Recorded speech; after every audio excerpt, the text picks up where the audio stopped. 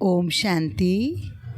4 जून 2023 अव्यक्त बाप दादा के मधुर महावाक्य हैं। Original date 31/12/1994। टॉपिक है नए वर्ष को शुभ भावना गुण स्वरूप वर्ष के रूप में मनाओ। आज नवयुग रचता बाप दादा अपने नवयुग राज्य अधिकारी बच्चों को देख रहे हैं। नव वर्ष को देख अपना नवयुग याद आता है। नवयुग के आगे यह नव वर्ष कोई बड़ी बात नहीं। जिस नवयुग में हर वस्तु, हर व्यक्ति, प्रकृति सब नया है। नया वर्ष जब शुरू होता है तो पुरानी वस्तु व व्यक्ति के पुराने स्वभाव, संस्कार, चाल चलन कुछ नए होते हैं, कुछ पुराने होते हैं। लेकिन आपके नवयुग में पुराने का नाम निशान नहीं। व्यक्ति भी नया अर्थात सतो प्रधान है और प्रकृति भी सतो प्रधान अर्थात नई है।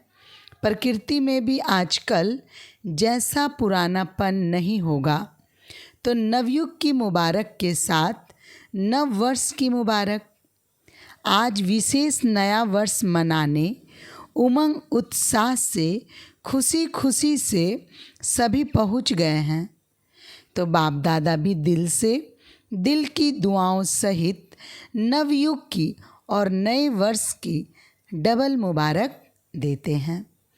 आप सभी को भी डबल याद है या सिंगल याद है? अपना नया युग नैनों के आगे बुद्धि में स्पष्ट है ना। जैसे कहेंगे कल से नया वर्ष शुरू है, ऐसे ही कहेंगे कल नवयुग आया कि आया।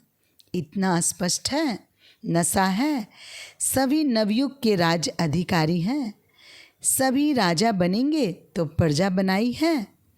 आप सब तो राजा हो, लेकिन राज्य किस पर करेंगे? अपने ऊपर। तो बाप दादा नवयुग और नया वर्ष डबल देख रहे हैं। कल की बात है ना, वो भी कल और ये भी कल की बात है। फिर नवयुग होगा ना। अपने नवयुग की ड्रेस शरीर सामने दिखाई देती है। बस पुरानी ड्रेस छोड़ेंगे, नई ड्रेस धारण करेंगे तो वो ड्रेस अच्छी, चमकीली, सुंदर है ना। अभी तो देखो हर व्यक्ति में कोई ना कोई नुक्स होगा।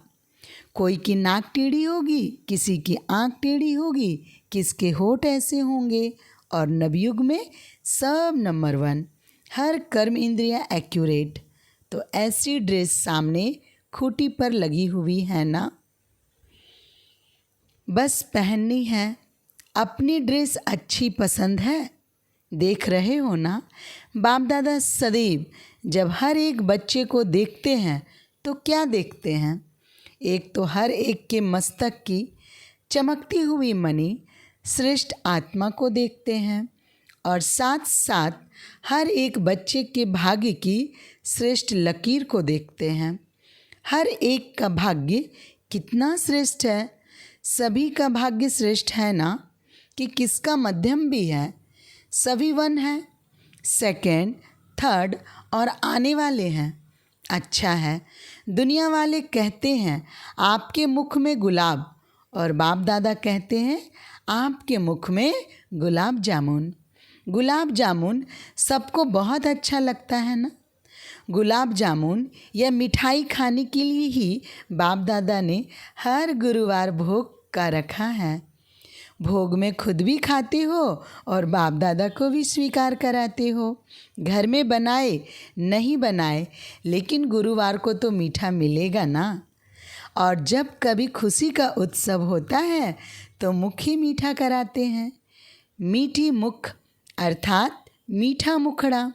मुख मीठा तो सब करते हैं, लेकिन आप सबका मुख भी मीठा है तो मुखड़ा, फेस भी मीठा है या थोड़ा थोड़ा कड़वा भी है। अगर एक लकीर भी कड़वे की हो तो आज वर्ष को विदाई देने के साथ साथ इस थोड़े से कड़वेपन को भी विदाई दे देना। विदाई देना आता है कि पास में रखना अच्छा लगता है, या विदाई देकर फिर बुला लेंगे, फिर कहेंगे हम तो छोड़ना चाहते हैं लेकिन माया नहीं छोड़ती है। ऐसे तो नहीं कहेंगे कि हमने छोड़ दिया लेकिन माया आ गई। वहाँ जाकर फिर ऐसे पत्र लिखेंगे, विदाई तो सदा काल के लिए विदाई। विदाई देने का अर्थ ही है फिर आने नहीं देना, या कभी कभी आ जाए तो कोई हर्जा नहीं, क्योंकि पुराने संस्कार कईयों को बहुत अच्छे लगते हैं। आज कहेंगे कल से नहीं होगा और फिर परसों परवश हो जाएंगे, तो उसको विदाई नहीं कहेंगे ना। तो विदाई देना भी सीखो। वर्ष को विदाई देना तो कॉमन बात है, लेकिन आप सबको अंश वंश सहित माया को विदाई देना है। अंश मात्र भी नहीं रहे। कई बच्चे कहते हैं 75% तो फर्क पड़ गया है और भी पड़ जाएगा, लेकिन माया अंश से वंश बहुत जल्दी पैदा करती है। 25% अंश मात्र भी रहा तो 25 से 50 तक भी बहुत जल्दी पहुंच सकता है। इसलिए अंश सहित समाप्त करना है। तो नए वर्ष में क्या करेंगे? पुराने वर्ष को विदाई देने के साथ साथ माया के अंश को भी विदाई देना, और विदाई के साथ बधाई भी देते हो ना। कल सभी एक दो को मिलेंगे तो कहेंगे नव वर्ष की मुबारक हो, बधाई हो। तो विदाई दो, और विदाई के साथ साथ अपने को भी और दूसरों को भी सदा फरिश्ते स्वरूप की बधाई दो। है ही फरिश्ता, ऊपर से नीचे आए, अपना कार्य किया और उड़ा। फरिश्ते यही करते हैं ना। उड़ती कला की निशानी पंख दिखाए हैं, कोई आर्टिफिशियल पंख नहीं है, लेकिन ये फरिश्तों को जो पंख दिखाते हैं उसका अर्थ है फरिश्ता, अर्थात उड़ती कला वाले। तो फरिश्ते स्वरूप की बधाई स्वयं को भी दो और दूसरों को भी। सदा फरिश्ते स्वरूप के स्मृति में भी रहो और दूसरों को भी उसी स्वरूप से देखो। फलानी है, फलाना है नहीं, फरिश्ता है। ये फरिश्ता संदेश देने के निमित्त है, समझा? तो सभी को फरिश्ते स्वरूप की मुबारक दो। चाहे कोई कैसा भी हो, लेकिन दृष्टि से सृष्टि बदल सकती है। जब दृष्टि से सृष्टि बदल सकती है तो क्या ब्राह्मण नहीं बदल सकता? आपकी दृष्टि, स्मृति हर आत्मा को बदल देगी। बाप दादा को कभी कभी बच्चों पर हंसी आती है, आप लोगों को भी अपने ऊपर आती है।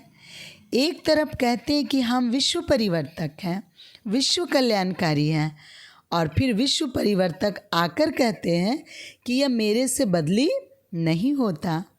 अपने प्रति भी कभी रूरिहान में कहते हैं, चाहते हैं या नहीं करे फिर भी कर लेते हैं। तो विश्व परिवर्तक और स्वयं के लिए ही कहे कि मैं चाहता हूँ लेकिन कर नहीं पाता हूँ, तो उसका टाइटल क्या होना चाहिए?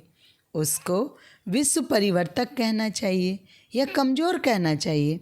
गीत सुनाते हैं ना, क्या करे कैसे करे पता नहीं कब होगा। यह गीत बाप दादा तो सुनते हैं ना। जब विश्व परिवर्तक है, विश्व कल्याणकारी है, तो क्या कोई आत्मा को नहीं बदल सकते? स्वयं को नहीं बदल सकते? अगर स्व परिवर्तक भी नहीं तो विश्व परिवर्तक कैसे होंगे? बाप दादा कहते हैं इस वर्ष की विशेष दृढ़ प्रतिज्ञा स्वयं से करो। प्रतिज्ञा का अर्थ ही है कि शरीर चला जाए, लेकिन जो प्रतिज्ञा की है वह प्रतिज्ञा नहीं जाए।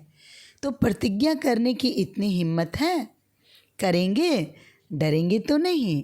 तो यह प्रतिज्ञा स्वयं से करो कि कभी भी किसी की कमजोरी व कमी को नहीं देखेंगे, किसी की कमजोरी कमी को नहीं सुनेंगे, नहीं बोलेंगे, न सुनेंगे, न बोलेंगे, न देखेंगे। तो ये वर्ष क्या हो जाएगा? ये वर्ष हो जाएगा शुभ भावना गुण स्वरूप वर्ष। हर वर्ष को अपना अपना नाम देते हो ना। जब ये प्रतिज्ञा सभी कर लेंगे तो ये वर्ष हुआ शुभ भावना गुण स्वरूप वर्ष। मंजूर है? फिर वहाँ जाकर नहीं बदल जाना। फिर कहेंगे मधुबन में तो वायुमंडल अच्छा था ना, और यहाँ तो वायुमंडल का संग है ना। परिवर्तक किसी के संग में नहीं आता, किसी के प्रभाव में नहीं आता। अगर परिवर्तक ही प्रभाव में आ जाएगा तो परिवर्तन क्या करेगा? इसीलिए इस वर्ष को गुणमूर्त शुभ भावना वर्ष के रूप में मनाओ। किसकी अशुभ बात को भी आप अपने पास शुभ करके उठाओ। अशुभ देखते हुए भी आप शुभ दृष्टि से देखो। जब प्रकृति को बदल सकते हो तो मनुष्य आत्मा को नहीं बदल सकते हो, और उसमें भी ब्राह्मण आत्माएं हैं, उनको नहीं बदल सकते हो। जब सबके प्रति शुभ भावना होगी तो कारण शब्द समाप्त होकर निवारण शब्द ही दिखाई देगा। इस कारण से ये हुआ, इस कारण हुआ नहीं, कारण को निवारण में परिवर्तन करो। हिम्मत है? अच्छा, बाप दादा जब टीवी खोलते हैं तो बड़ा मज़ा आता है। ये कलयुगी टीवी नहीं देखते, ब्राह्मणों की टीवी देखते हैं। ऐसे नहीं आप लोग वह टीवी खोल लो, ऐसे नहीं करना। तो जब बच्चों का खेल देखते हैं तो बहुत मज़ा आता है। मिक्की माउस का खेल तो करते हो ना। थोड़े टाइम के लिए कोई शेर बन जाता, कोई कुत्ता बन जाता। जिस समय क्रोध करते हो उस समय क्या हो, जिस समय किससे डिस्कस करते हो उसके ऊपर वार करते जाते हो, सिद्ध करते जाते हो, तो उस समय क्या हो? मिक्की माउस ही बन जाते हो ना। तो इस वर्ष मिक्की माउस नहीं बनना, फरिश्ता बनना। मिक्की माउस का खेल बहुत किया तो ये वर्ष ऐसे शक्तिशाली वर्ष मनाना, क्योंकि समय तो समीप आना भी है और लाना भी है। ड्रामा अनुसार आना तो है ही, लेकिन लाने वाले कौन हैं? आप ही हो ना। दूसरी विशेषता, इस वर्ष में क्या करेंगे? नए वर्ष में एक तो बधाइयाँ देते हो और दूसरा गिफ्ट देते हो। तो इस नए वर्ष में सदैव हर एक को जो भी जब भी संबंध संपर्क में आए, चाहे ब्राह्मण परिवार चाहे और आत्माएं हो, उन सबको एक तो मधुर बोल की गिफ्ट दो, स्नेह के बोल की सौगात दो, और दूसरा सदैव कोई ना कोई गुण की, शक्ति की सौगात दो। तो यह सौगात सेकंड में भी दे सकते हो। ऐसे नहीं कह सकते हो कि टाइम ही नहीं मिला। ना लेने वाले को टाइम था, ना देने वाले को टाइम था। लेकिन अगर अपनी श्रेष्ठ भावना, श्रेष्ठ कामना की वृत्ति है तो सेकंड से, संकल्प से, दृष्टि से, अपने दिल के मुस्कुराहट से सेकंड में भी किसी को बहुत कुछ दे सकते हो। जो भी आवे उसको गिफ्ट देनी है, खाली हाथ नहीं जावे। तो इतनी गिफ्ट आपके पास है कि 2 दिन देंगे तो ख़त्म हो जाएगी। सभी का स्टॉक भरपूर है कि कोई का स्टॉक थोड़ा कम हो गया है? जिसके पास कम हो वो हाथ उठा लो, भर देंगे। जिसके पास कमी हो वह चिट्ठी लिखकर दादी जानकी को देना, वो क्लास करा लेगी। कमी तो नहीं रहनी चाहिए ना। दाता के बच्चे और कमी हो तो अच्छा नहीं लगेगा ना। इसलिए भरपूर होकर जाना, कमी को लेकर नहीं जाना। वर्ष के साथ कमियों को भी विदाई देकर जाना। ऐसे नहीं कि सिर्फ कल एक दिन ही गिफ्ट देना है, नहीं, सारा वर्ष सबको गिफ्ट बांटते जाओ। बिना गिफ्ट के कोई नहीं जाए तो कितना अच्छा लगेगा। अगर कोई आता है उसको छोटी सी प्यारी सी गिफ्ट दे दो तो कितना खुश होता है। चीज़ को नहीं देखते, लेकिन गिफ्ट अर्थात स्नेह के स्वरूप को देखते हैं। गिफ्ट से कोई मालामाल नहीं हो जाते हैं, लेकिन स्नेह से मालामाल हो जाते हैं। तो स्नेह देना और स्नेह लेना, अगर कोई आपको स्नेह नहीं भी दे तो भी आप उनसे ले लेना। लेना आएगा कि शर्म करेंगे कैसे लें? इस लेने में कोई हर्जा नहीं है। वो आप पर क्रोध करे, आप स्नेह के रूप में ले लेना। आप विश्व परिवर्तक होना, तो विश्व परिवर्तक किसी के नेगेटिव को पॉजिटिव में नहीं बदल सकता। तो ये वर्ष सदा स्नेह देना और स्नेह लेना। ऐसे नहीं कहना कोई ने दिया ही नहीं, क्या करूं? वो दे या ना दे, आप ले लो। कुछ तो देगा ना, नेगेटिव दे या पॉजिटिव दे, कुछ तो देगा ना। लेकिन है विश्व परिवर्तक, आप नेगेटिव को पॉजिटिव में परिवर्तन कर लेना। समझा? इस वर्ष क्या करना है? अच्छा, डबल विदेशी क्या करेंगे? गिफ्ट देंगे। दाता बन गए हो, वाह, दातापन की मुबारक हो। बनना तो मैं शब्द को भी अर्थ से परिवर्तन करो। जब भी मैं शब्द बोलो तो उस स्वरूप में टिक जाओ। और जब मेरा शब्द यूज करते हो, सबसे पहले मेरा कौन? सारे दिन में मेरा मेरा तो बहुत बनाते हो। मेरा स्वभाव, मेरा संस्कार, मेरी ये चीज़ें, मेरा परिवार, मेरा सेंटर, मेरा जिज्ञासु, मेरी सेवा, मेरी इसने क्यों की, ये कहते हो ना, खेल तो करते हो ना। तो जब मेरा शब्द बोलते हो तो मेरा कहने से पहले यह याद करो कि मेरा कौन। पहले मेरा बाबा याद करो, फिर मेरा और याद करो। तो जहाँ बाप होगा वहाँ दे अभिमान व गिरावट नहीं आएगी। तो मैं और मेरा इन शब्दों को उस वृत्ति से, उस दृष्टि से, उस अर्थ से देखो और बोलो। मेरा शब्द मुख से निकले और पहले मेरा बाबा याद आए, तो निरंतर योगी तो हो जाएंगे ना। क्योंकि हर घंटे में मेरा और मैं शब्द यूज करते हो। कारोबार में भी करना पड़ता है ना। तो जितने बार ये रिपीट करो, मुख से बोलो व मन से सोचो, मैं या मेरा, तो अर्थ का परिवर्तन करो। हद से बेहद में जाना है ना। जब बेहद सृष्टि की परिवर्तक आत्माएं हो तो हद में क्यों जाते हो? सिर्फ भारत परिवर्तक तो नहीं होना, या डबल विदेशी सिर्फ फॉरेन परिवर्तक तो नहीं होना। विश्व परिवर्तक हो। विश्व अर्थात बेहद। विश्व परिवर्तक है, यह पक्का याद है ना। तो ऑटोमेटिकली निरंतर योगी सहज बन जाएंगे। मेहनत नहीं करनी पड़ेगी, क्योंकि भाव और भावना बदल जाएगी। अच्छा, चारों ओर के नवयुग के राज्य अधिकारी श्रेष्ठ आत्माओं को सदा स्व परिवर्तन और विश्व परिवर्तन के निमित्त विशेष आत्माओं को सदा पुरुषार्थ में नवीनता, श्रेष्ठता लाने वाले सर्वस्नेही आत्माओं को सदा बाप का नाम प्रत्यक्ष करने वाले सपूत आत्माओं को सदा मेरा और मैं को यथार्थ भाव और अर्थ में लाने वाले सहज योगी आत्माओं को बाप दादा का याद, प्यार और नमस्ते। नमस्ते बाप दादा। आज का वरदान है, आगे पीछे सोच समझकर हर कार्य करने वाले ज्ञानी तू आत्मा त्रिकालदर्शी भव। स्पष्टीकरण है, जो बच्चे त्रिकालदर्शी अर्थात तीनों कालों का ज्ञान बुद्धि में रख आगे पीछे सोच समझकर कर्म करते हैं, उन्हें हर कर्म में सफलता मिलती है। ऐसे नहीं बहुत बिजी था इसलिए जो काम सामने आया वह करना शुरू कर दिया, नहीं। कोई भी कर्म करने के पहले यह आदत पड़ जाए कि पहले तीनों काल सोचना है। त्रिकालदर्शी स्थिति में स्थित होकर कर्म करो तो कोई भी कार्य व्यर्थ व साधारण नहीं होगा।